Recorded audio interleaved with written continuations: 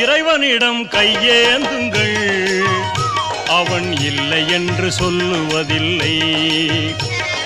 பொறுமையுடன் கேட்டு பாருங்கள், அவன் பொக்கிஷத்தை மூடுவதில்லை.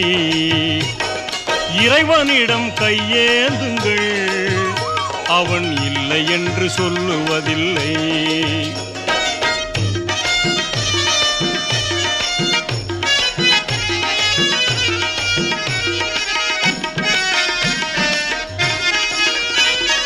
இல்லை என்று சொல்லும் மனம் இல்லாதவன், ஈடு இணை இல்லாத கருணை உள்ளவன், இன்னல் பட்டு எழும் குரலை கேட்கின்றவன், எண்ணங்களை இதயங்களை பார்க்கின்றவன்.